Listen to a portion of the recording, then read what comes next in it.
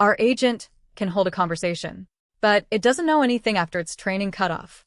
Ask it about today's tech news, and it'll make things up. Let's fix that by adding web search. In LangGraph, tools work in 3 steps. Step 1. Define your tool. Use the @tool decorator from LangChain. Write a function that does the search and return results as a string. Step 2. Bind the tools to your LLM. When you call bind_tools, the LLM learns about your tools and can choose to call them. Step 3. Add a ToolNode and a conditional edge. ToolNode automatically executes whatever tool the LLM called.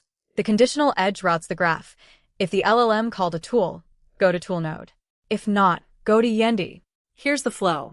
User asks about current Python jobs in Bangalore. LLM reasons, I need current information, I should search. LLM outputs a tool call for web_search with the query. ToolNode executes the search, gets results. LLM reads the results and gives a proper answer. Notice the graph now has a loop. After ToolNode, we go back to the LLM node. The LLM can call more tools, or decide it has enough information and respond. For our job search agent, this search tool is the core building block. Next video, persistent memory. The agent that remembers you from last session.